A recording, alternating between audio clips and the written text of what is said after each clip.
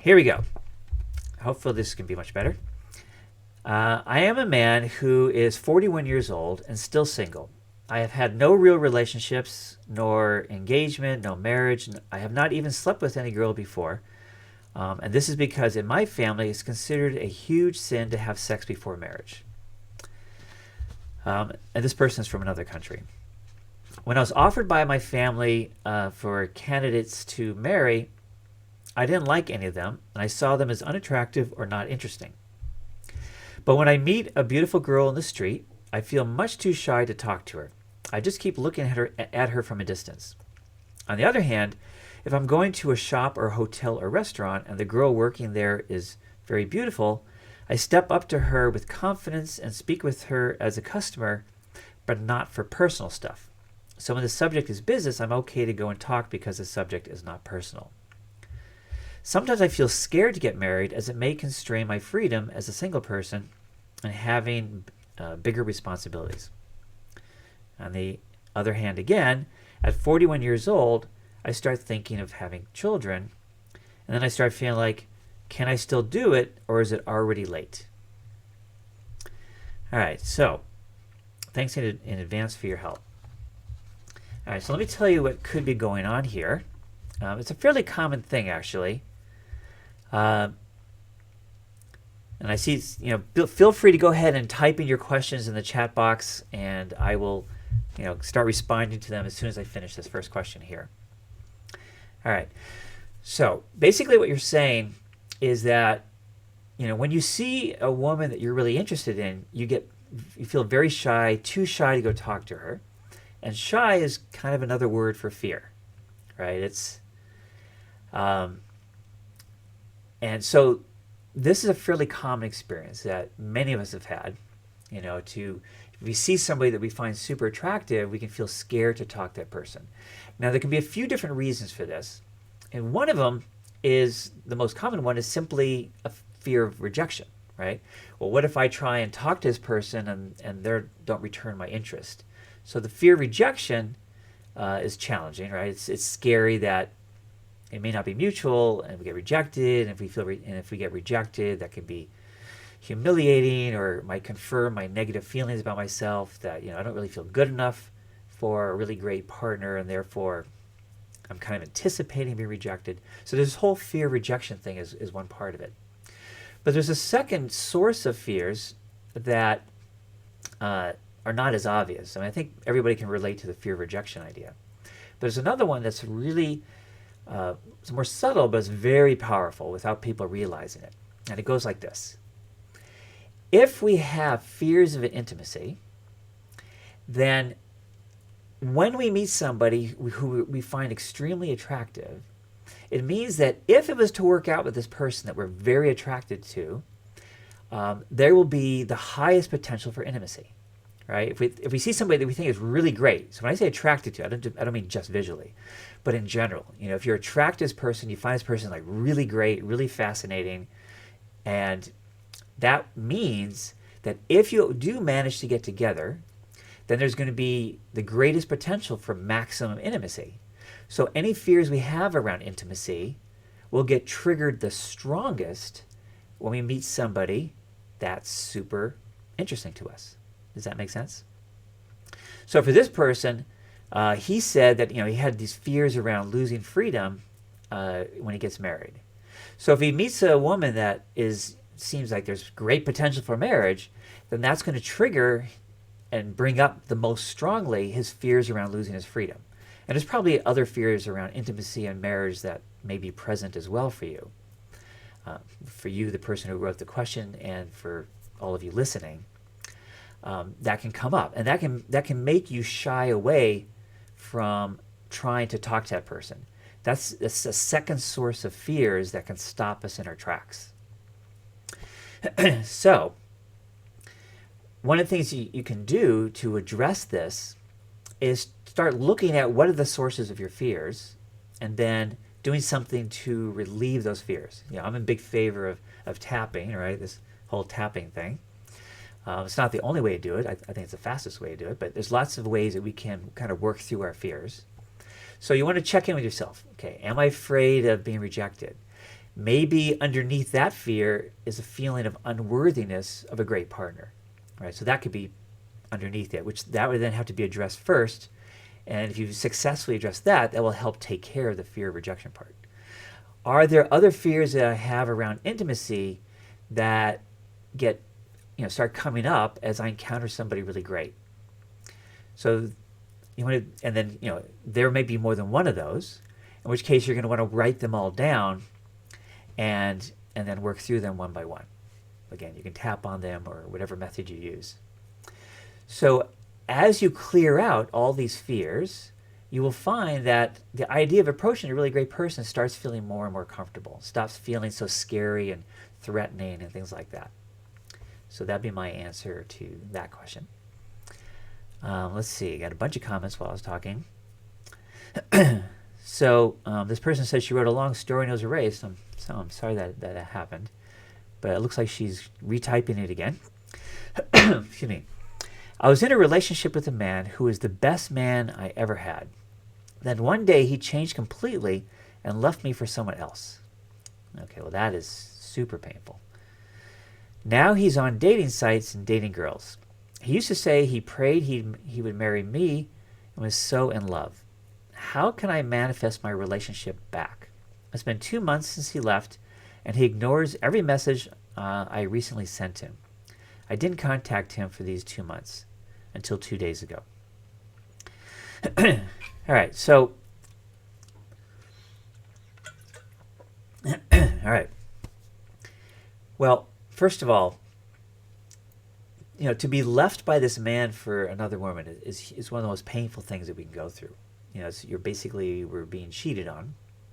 Whether or not he had sex with her, he was, interacting with this other woman enough that he left you for her. So that's really painful. But the biggest question I would have for you is why you would want to get back together with him. This is a man who's already shown you that he will cheat on you. He's done it once. Apparently it didn't work out. So now he's back on dating sites and everything else. And now you're saying, how could I get him back? And my question for you is, oh my God, why would you want him back? You'd be living in a constant state of fear that he would cheat again.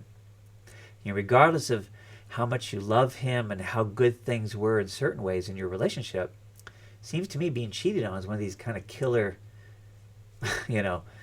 no-nos. It's like, for me, if I got cheated on, that would be the end of the relationship. I wouldn't want that person back. So you need to look within yourself. It's like, why would I want to put myself at risk to be treated that way again? Ideally, if he cheated on you, you would write him off. It's like, forget that. Anybody's going to cheat on me, then I don't want him. Even though there's also all that hurt and feelings of betrayal. What happens for some people when they get cheated on is that if deep down, we feel bad about ourselves, then if somebody cheats on us, rather than being angry at them for the betrayal, it starts to feel like a confirmation that, yeah, I'm not really good enough. There's something wrong with me. So we go to this place of hurt, feeling hurt and rejected. And then from this place of hurt and rejection, we desperately want to get the person back to help us feel okay about ourselves again. It's kind of like, if you love me, then I'm okay. Without you, I'm not okay. And so lots of times that's where people are coming from when they want to get their partner back who's left them. Whether they left them for cheating reasons or just period. They just left. It can trigger these places inside of us where we feel like deep down, we're not really okay. We're not lovable. We're not worthy of love and things like that. So that may be what's going on for you. And so I invite you to check inside and see if that is. And then if it is, then that's where the healing needs to be. Like, what happened growing up that made you feel like you weren't lovable, that you weren't good enough, not worthy of a great relationship? So examples of what could cause that kind of thing is, first of all, having emotionally distant or unavailable parents who aren't very loving to us as a young child. That could cause that. Another thing that can cause it is a parent who gets angry a lot, because when we're getting yelled and screamed at, that is very rejecting energy. It's very painful to be yelled and screamed at in anger, but it's also very rejecting.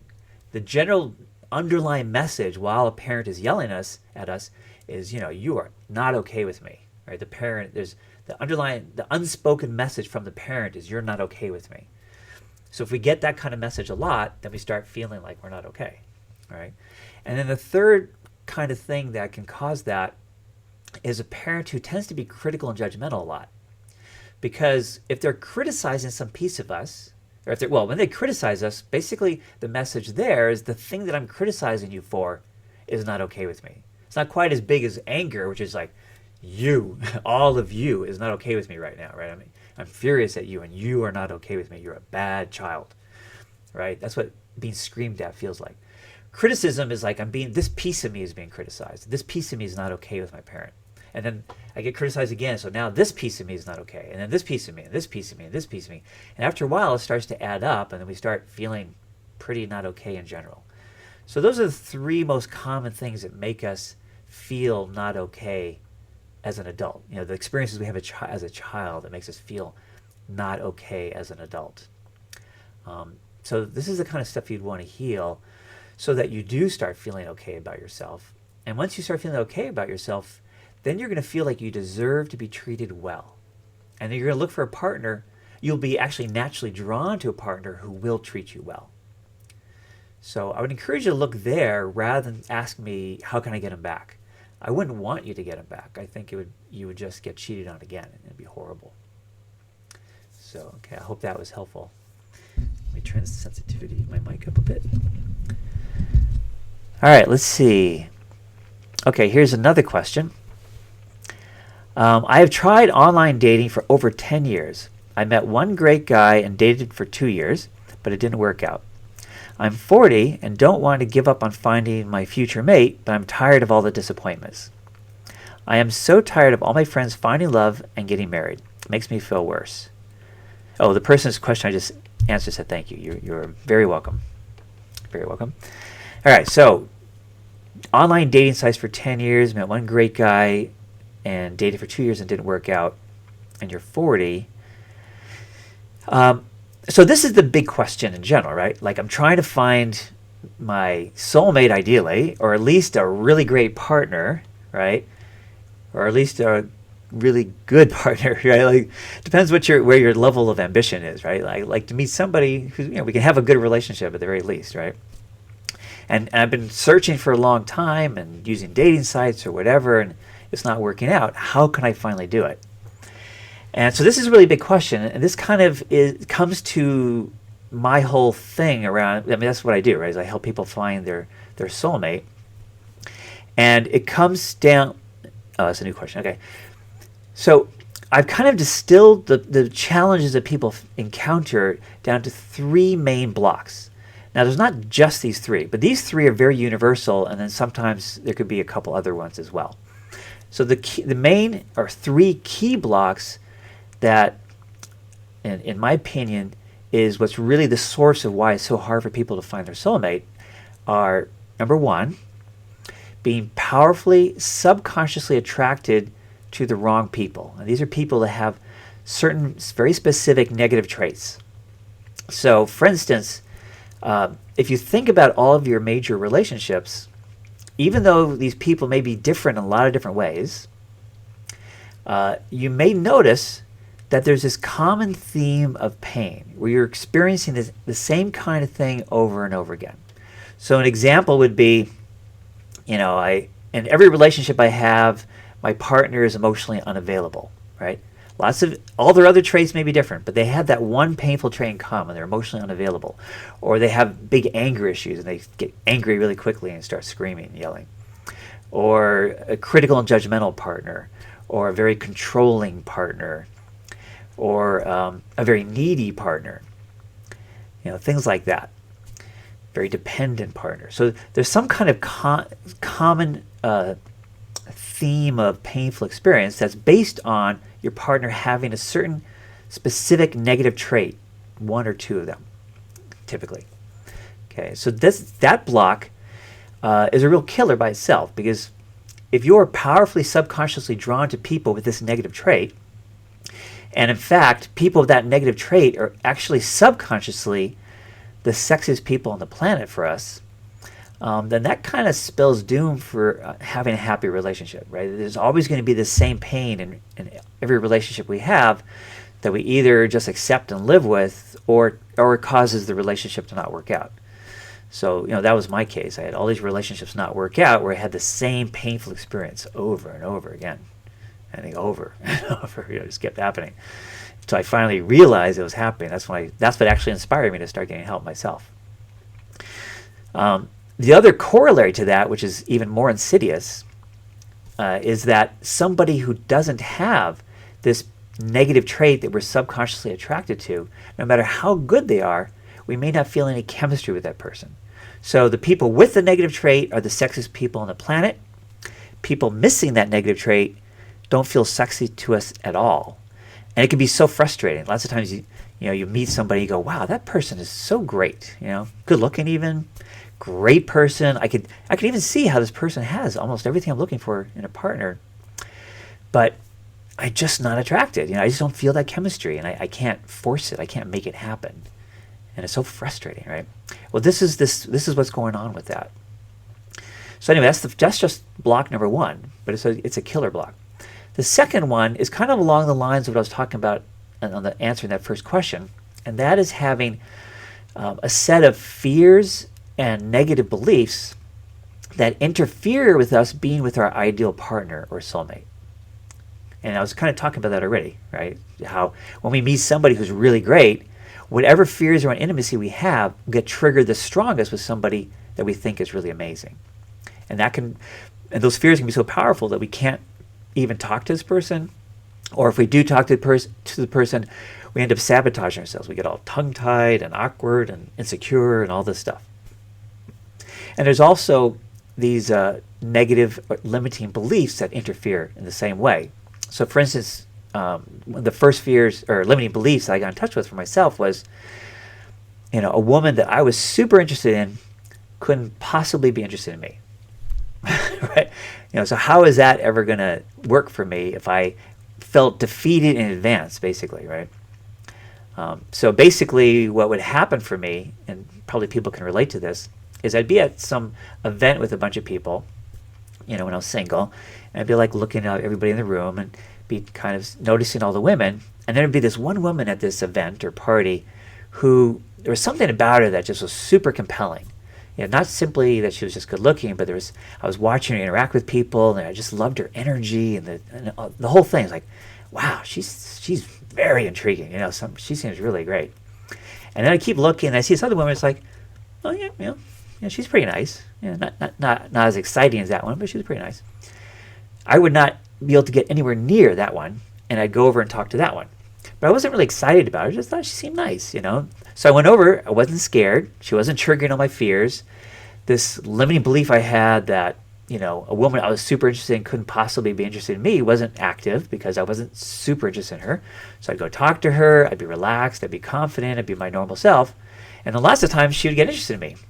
And then I'd be in this weird position. It's like, well, I'm not really that excited here.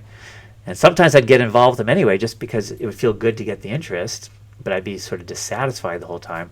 Or other times I would just kind of, not go with it. But anyway, I think you see what I mean.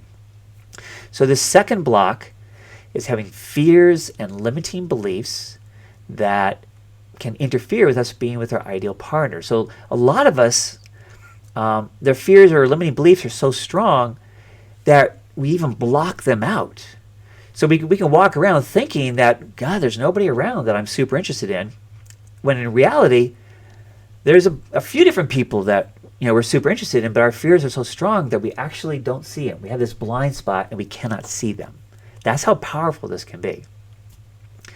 Or we may notice that, when if we try and interact with a person, it doesn't work out because we get all awkward, stuff like that.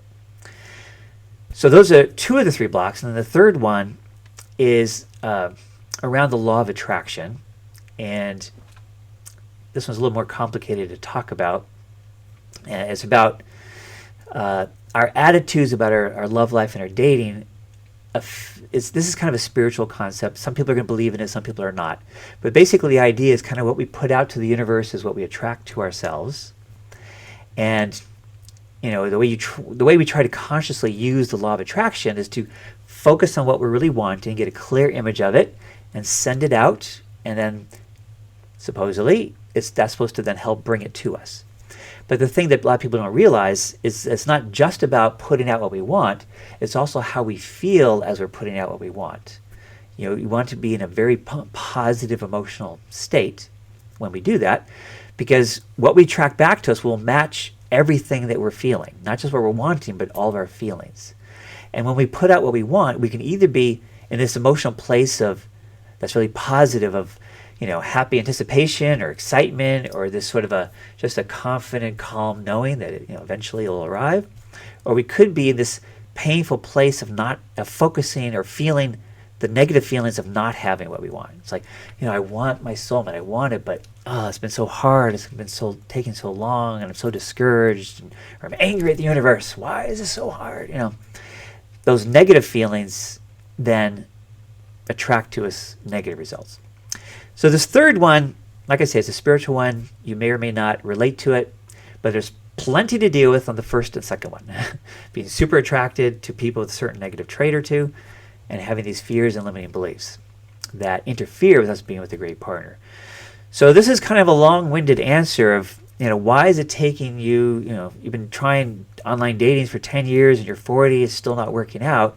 Well, this is where you want to start looking. Like, do you have any negative attraction patterns where the men you get together with are going to have these negative traits, so you're kind of guaranteed not to work out, right? And do you have any fears and or limiting beliefs that is making it hard for you to be with your ideal partner? So I have a free mini course called The 3 Secrets to Attracting Amazing Love that goes into these 3 blocks in a lot more detail than me trying to describe it in a few minutes here. So you can get that at my website at singletosoulmate.me. You can see the little logo in the screen here. If you go to my website, you can get that mini course, and it'll help you understand the details better. And it has 2 exercises to help flesh all this stuff out, so you can get more in touch with what your specific personal blocks are. All right, let's see what else we have. Okay. I was dating someone. This is the next question. I was dating someone who really courted me very well.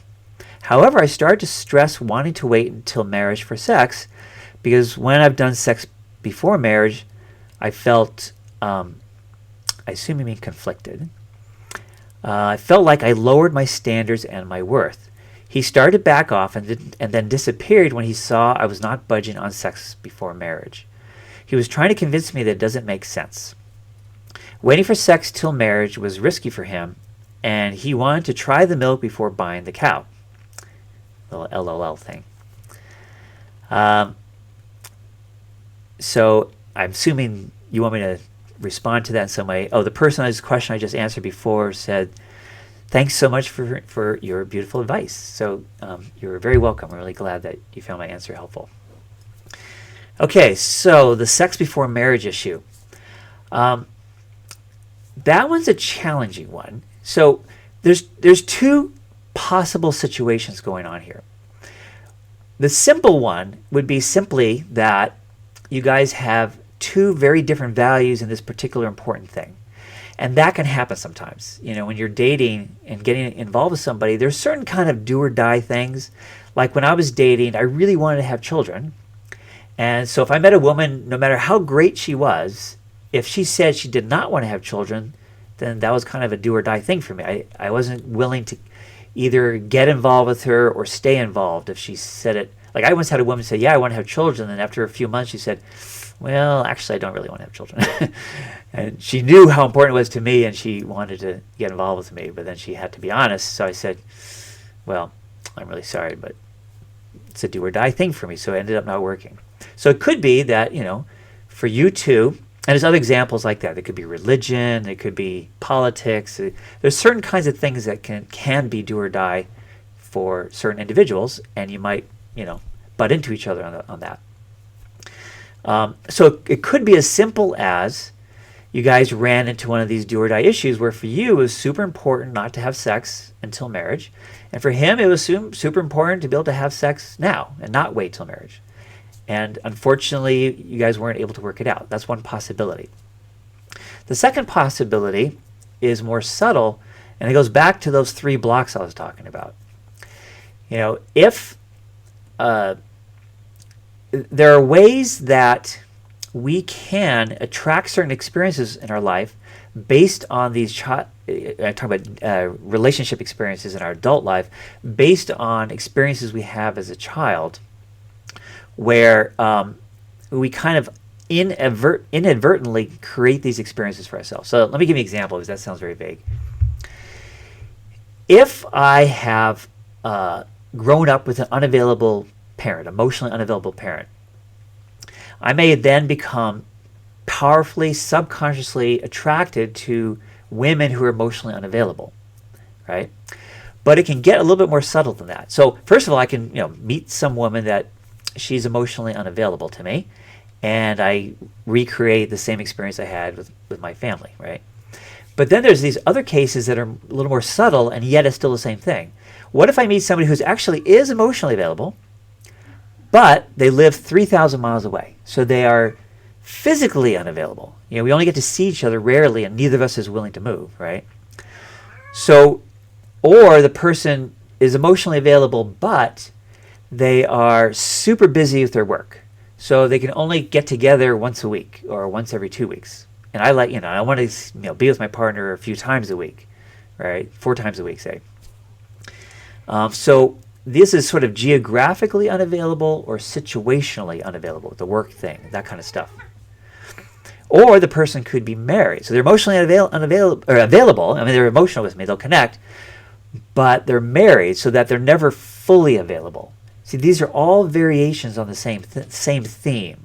Either completely emotionally unavailable, like my parent, or their availability is limited in other ways. Okay, so this could be going on with this sexual thing. So you may think, well, what does sex have to do with that?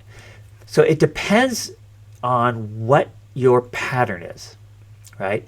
I mean, this is a way that, okay, so here, let me give an example. Sometimes growing up, we end up with this feeling like I cannot get my needs met, right? That's another common outcome of people's experience in their childhood with certain parents. They grew up, by the time they're adult, they have this deep conviction, deep down inside, that I can never get my needs met. My needs don't count. They don't matter.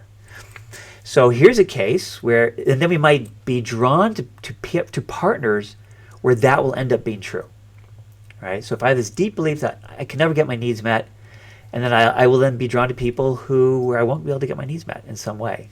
So this sexual compatibility could potentially be an example of that.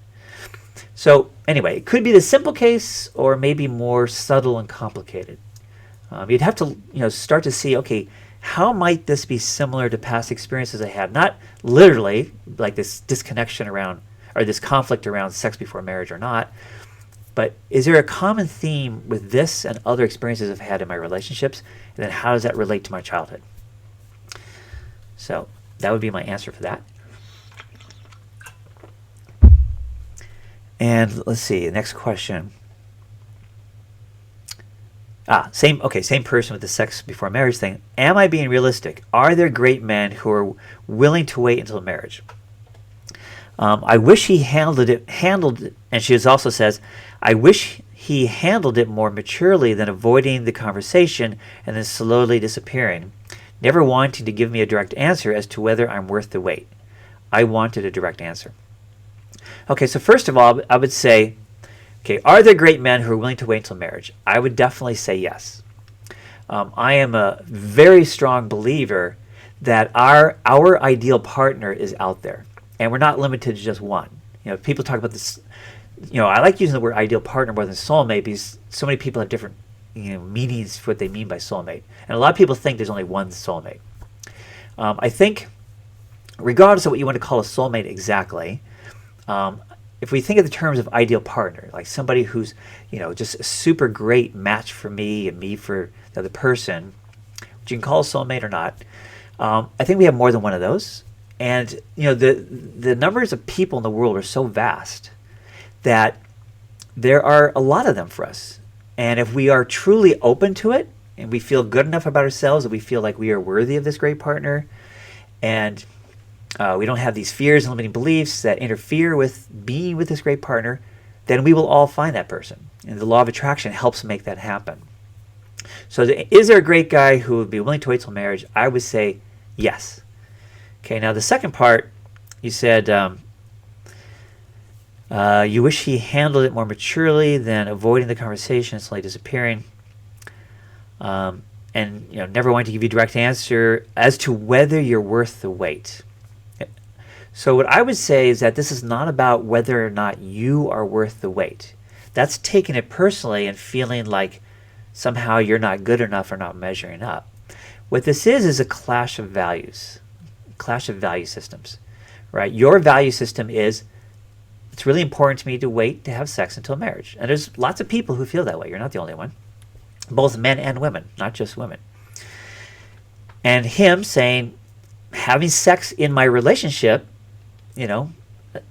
before marriage is really important to me. Like I want to be able to do that. So that's all it is. He's not saying you're not worth the wait. He's saying that he has a different value system. He wants to have sex as part of every relationship he's in. And there's lots of people who feel that way. So I think that part is a simple clash of values. But the very fact that you said, he was never willing to give me the answer as to whether or not I am worth the wait, means there's part of you that may be doubting your own worth. Because you're making it about your worth when I don't think it has anything to do with your worth. So you might want to look at that. So I hope that was helpful. All right, so here we have another question. Aha.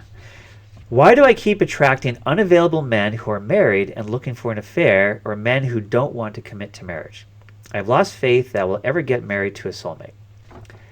Well, this goes directly to block number 1. Why do I keep attracting unavailable men, right? Men who are wanting to have affairs, they're married and wanting to have an affair, they're not available. So the reason for that, I would suggest, is that you experience some kind of emotional unavailability growing up as a young child. All of our life issues are created from 0 to 7 years old, amazingly enough. By the time we're 7, all of our life issues are in place, including the people we're going to be attracted to as an adult. So what you want to do is look at your childhood and see, did I have either emotionally distant, unavailable parents, or a parent who's away all the time? That could be another form of unavailability, right? Or a parent who cheated on the other parent, because you also seem to have a pattern of getting, men wanting to cheat with you. So if we grow up with cheating between our parents, that will often set us up subconsciously again to be drawn into cheating situations, either as the other person in your case, or getting cheated on when you're the primary partner. Either way. So I would look at that.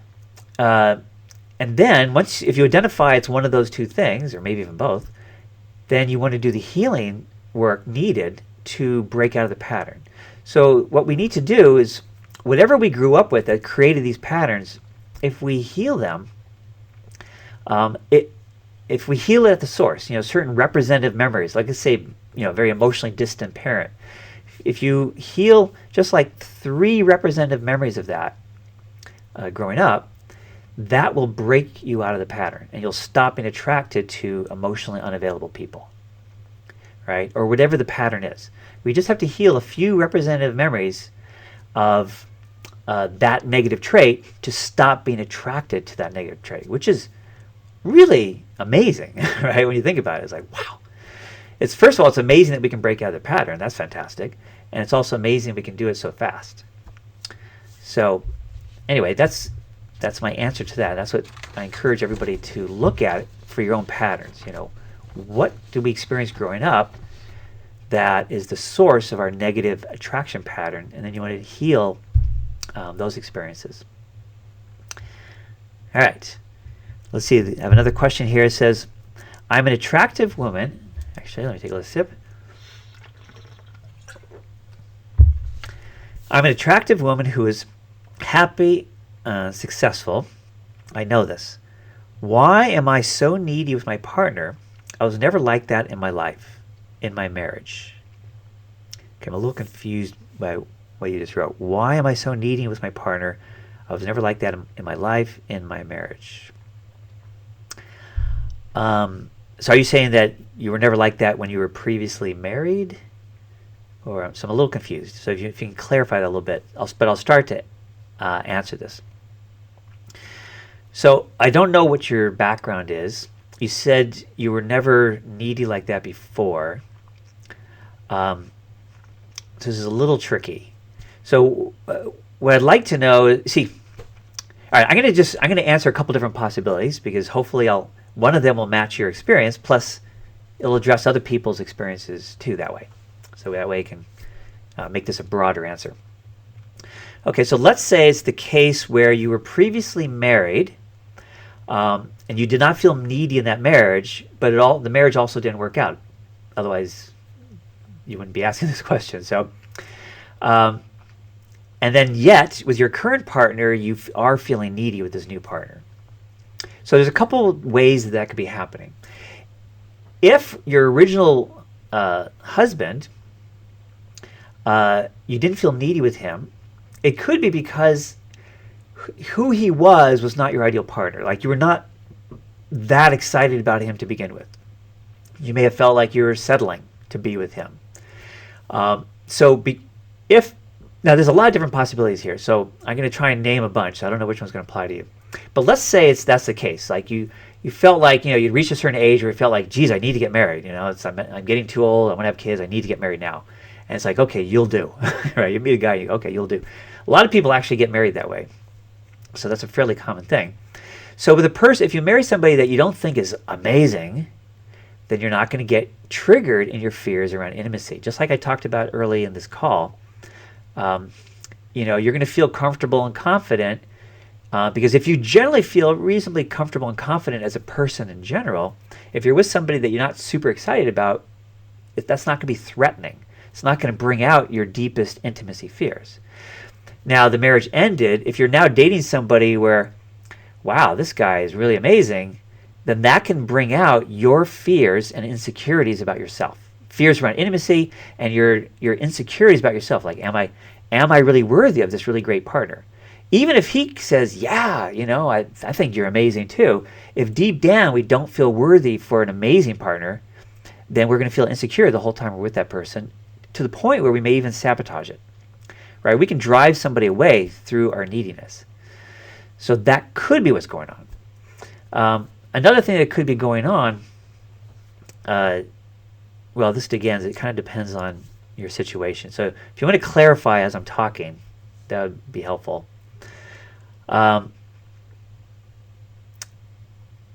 Some people can be manipulative where they try and create dependency on their partner. So I don't know if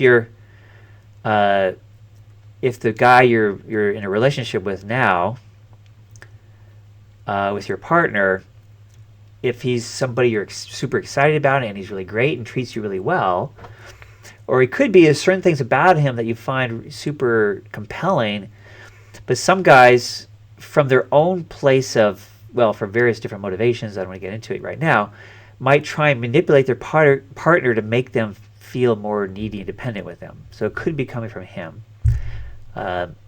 It's a little challenging to answer this question without having a little bit more background. So if you can say more about it, it'll help me a lot. So I'm going to just wait for you to say more, and I'm going to go ahead and move on to this next question. Well, let's see. How can I overcome the idea that I need to look beautiful and perfect to find love? I have the sense that the prettier and thinner you are, the more amazing your partner is. I'm curvy and thick, and most men seem to want thin and hot women instead. And I don't want to feel this way. All right, so this is, again, kind of a pretty common experience that a lot of us feel, where we feel like we're not attractive enough in whatever way. Like as a man, I don't feel like muscly enough, right? Or as a woman, I don't feel thin and pretty enough, and that kind of stuff. And lots of people have these kind of feelings, or it might be something super specific, like okay, I'm a man and I'm balding on top, or I'm a woman and I had some negative trait. I don't like my nose, or some kind of thing, right? And I actually have a video about this already on YouTube, whereas I think the title is, am I too, quote, X, whatever X is, to find love? Or am I not X enough, right? So the idea is, am I too heavy? Or am I too tall? Or am I too short? Am I too thin? Or am I too this, too that? Or not attractive enough, not this enough, not that enough? What's really going on there is a much more primal feeling deep down that there's something either wrong with me or I'm unworthy of love, period. Right? And then my mind looks for reasons. Oh, well, it's because I'm too curvy / thick, like you wrote. Or I'm too this, or I'm not enough that. When really it's much more primal, it's much more basic than that. And I can easily prove that that's what's going on here, because no matter what trait you think you have that means you don't do very well in your love life, you can always look around and find examples of people who have more of that negative trait than you do and do have a successful love life, right? Like if I think I'm too heavy, I could see somebody who's even heavier than me who has a really great love life, right? Or actually, I used to feel like I was way too thin. I was very thin, 30 pounds less than I am now, and I'm pretty thin, slender now. And yet there's people skinnier than me that had a good love life. So these external factors are not as important as we think, right? If somebody, the most attractive trait that anybody can have is feeling good about themselves, right? You can take a woman who's on the outside is really beautiful, right? She's like a model, one of these, model, right? So a beautiful woman.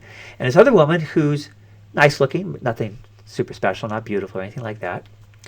And the model from a distance will certainly catch men's eyes, like, wow, she's beautiful. But let's say, for whatever reasons, she's super insecure inside, and maybe even has a bit of a mean streak on top of it. That's going to be a big turnoff.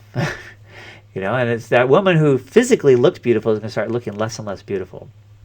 I think we've all seen this with actors, male and female, where, as we see them in movies, we get, it's like, oh, wow, that person is so attractive, and oh, I'd love to meet that person, and have all these fantasies. And then you see them being interviewed, and you go, oh, well, I just lost all my attraction to that person, right? The inner qualities are super important. And somebody who feels really good about themselves is radiant, right? When somebody's really comfortable in their own skin, confident in a relaxed sort of confidence, not arrogant, but just, feel good about themselves, things like that, super attractive. That is super attractive. And then we might say, well, how do I do that? Well, if, like I say, if you're feeling like I'm not thin and hot enough and all that kind of stuff, like I said, it's going to 99% chance it's going to be deep down not feeling good enough no matter how you look. Like if you somehow waved a magic wand and became beautiful, you're going to still feel the same inside, right? You give a little boost temporarily, but then you still have that underlying negative feelings about yourself that came from childhood again. This all comes from childhood. So the way we deal with this is we look for those experiences in early childhood that damaged our self-esteem, that made us feel not good enough, not worthy of love, not lovable, things like that. And we do healing on those experiences to help us start feeling much better about ourselves. And then there's also certain processes you can do to help directly build up our self-love. Like I have a product like that. I call it Self-Love to Soulmate, that has multiple processes in there to help build our love up. But that works best if you first heal the wounds that made us feel bad about ourselves. If you try and directly build self-love without healing the wounds first, it's hard to really let it in. And I think a lot of people have experienced that because we all, you always hear to, find the love of life, first you have to love yourself. And, when we hear that, we always go, sure, and easier said than done. How do I actually do that? And then they'll have these recommended things you can do to try and help you love yourself more. But it's really hard to let that in and really feel it if we have these wounds that makes us feel bad about ourselves. So you want to start by addressing those wounds first, and that alone will help you feel better, right? But at that point, there's nothing in the way of taking in these processes to help you build up your self-love. So that's what I would recommend for you. Okay. So then we have a question. How do you heal the wounds? Well, there's lots of ways to do that. I find EFT, or tapping, which is the technique I use, to be the fastest way to do that. I mean, most therapy should be about healing childhood wounds when you think about it. I find talk therapy, we mostly talk about stuff, talk about your childhood, talk about your situation and all that stuff, to be extremely slow and not really very effective ultimately. I've had clients where they did 15, 20 years of talk therapy, and they said, you know what, I now understand myself inside and out, but I don't really feel very different, right? And unfortunately, that's the problem with talk therapy. But there are more powerful methods to use to heal these childhood wounds. I happen to think that EFT is the fastest one, though I actually do a more advanced version of EFT that partly I learned and partly I brought in some of my other training to make what I think is a particularly effective way to heal our wounds really quickly. So I'd be happy to talk to anybody about that. Just go to go to singletosoulmate.me and just use the contact form to contact me if you'd like to discuss that. I offer a free 20-minute discovery session to talk about your situation and how we could heal these wounds so that you can finally be with the love of your life. If you don't want to use the EFT approach, you're going to want to use some approach that's powerful. Another really powerful one is something called EMDR. I'll type it into the chat box here.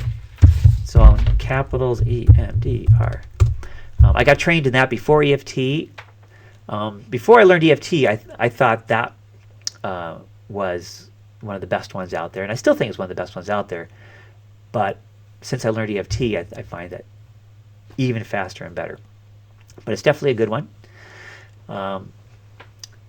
You want to use some therapeutic methods that really get into the emotions, the feelings of what happened, and work that involves some kind of inner child work and things like that. But the good news is that if you use the right methods, this whole healing thing the duration of it can be measured in like weeks to months rather than months to years to like never, right, with talk therapy. So it doesn't have to take a long time.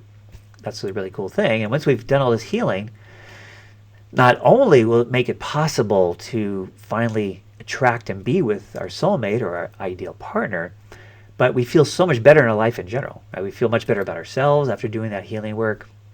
And it also tends to help us in our career because the same blocks that interfere with our love life often interfere with our our career or our business.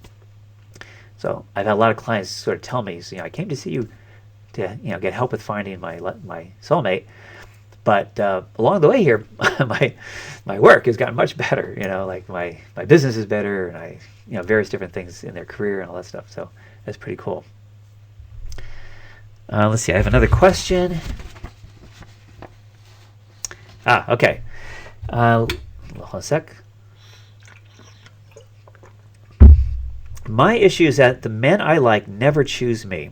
There's often someone else that they want more. Oh, this person wrote, "Thanks so much. You are very welcome. I'm glad that my answer was helpful for you." So despite being an attractive and accomplished woman, the feedback I get is, "You are second best."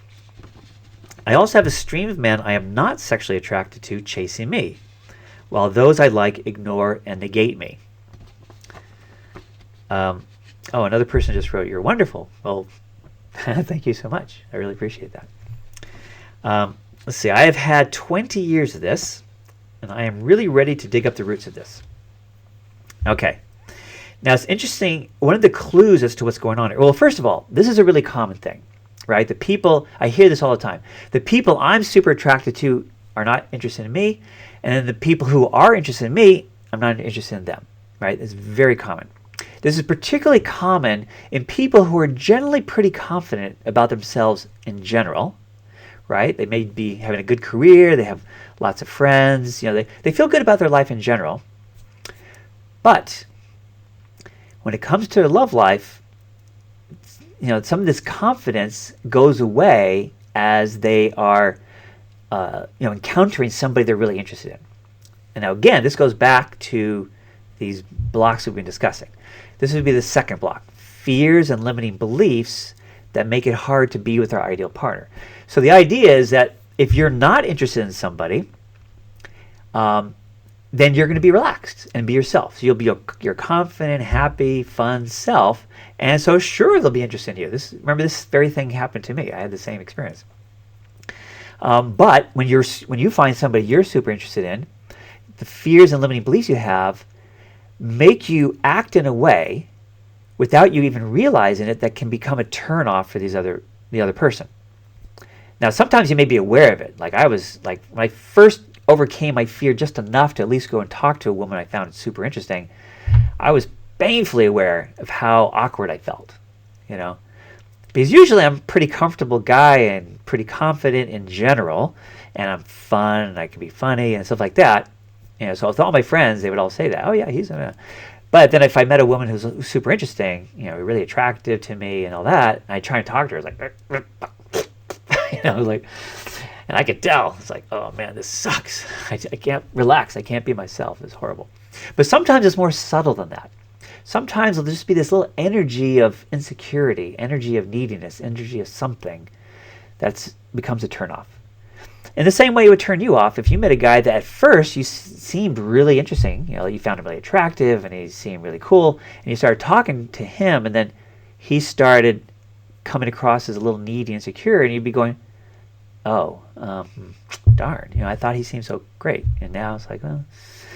So that's probably what's going on for you. And one clue to all this was you said,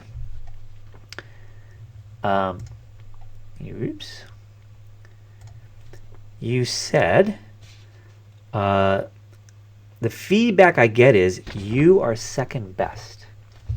So that's a real big clue. So what could be going on there? What could be going on there is if you grew up in a situation where you felt second best consistently. One of the ways this can happen is with a sibling. So many of our issues are with our parents, but they're not always. Sometimes they're created by experiences we have with a sibling. Sometimes they're created by experiences we have at school with schoolmates, that kind of thing.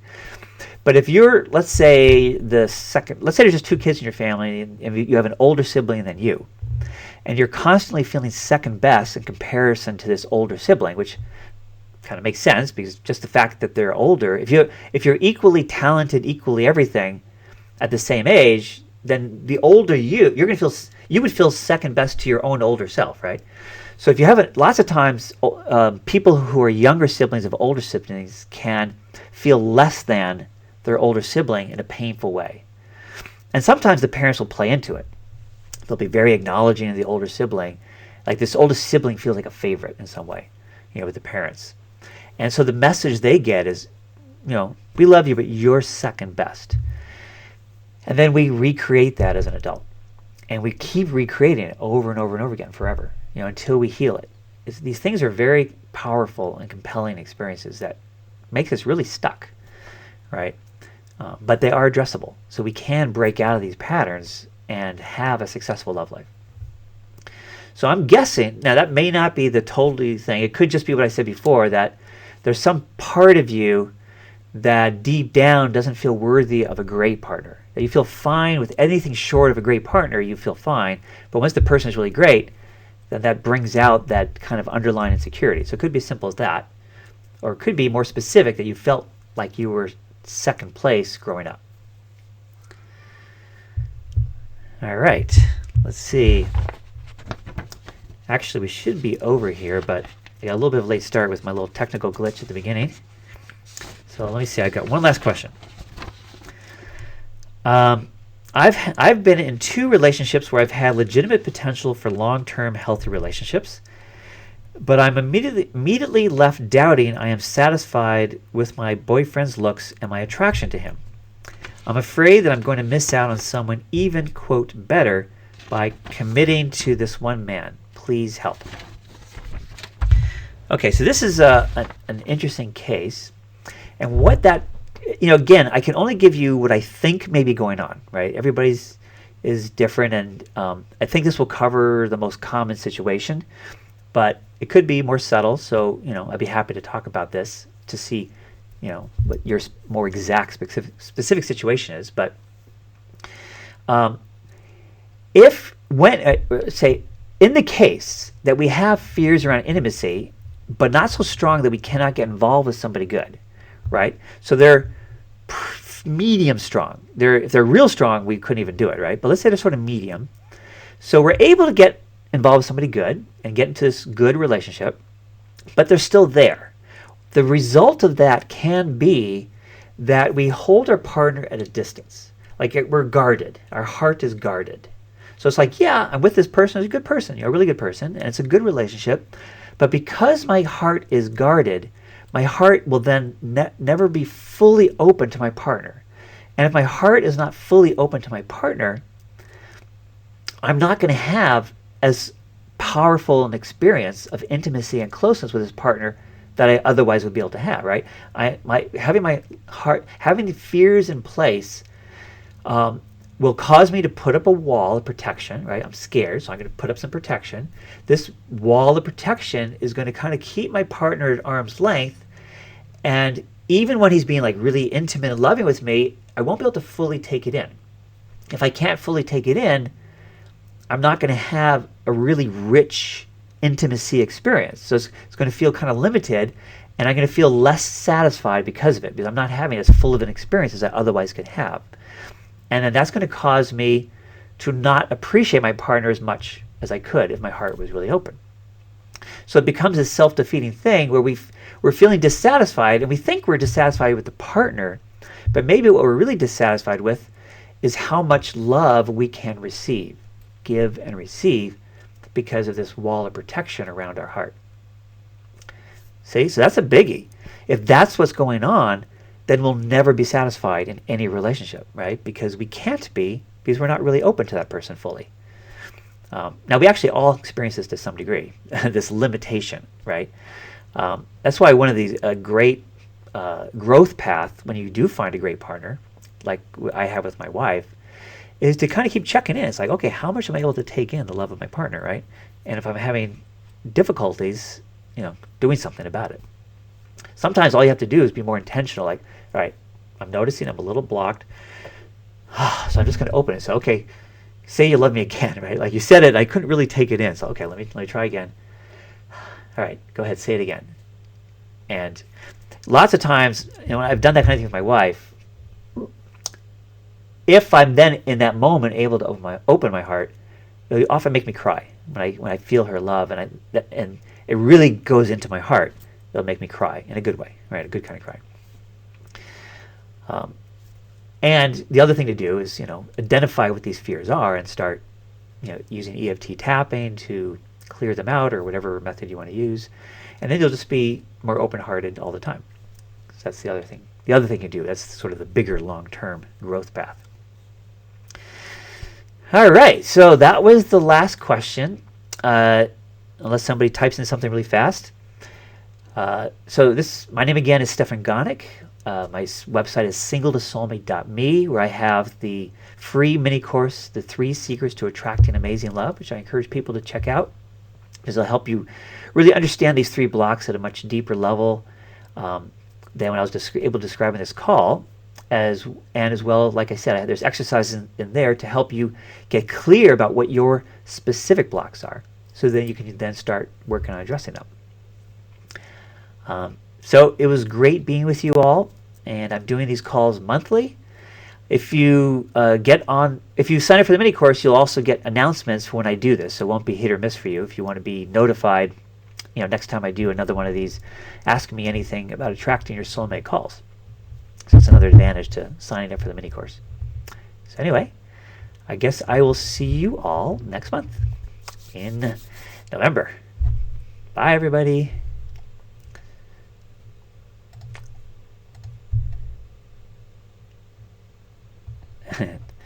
And where did that button go to shut it off? Bye again.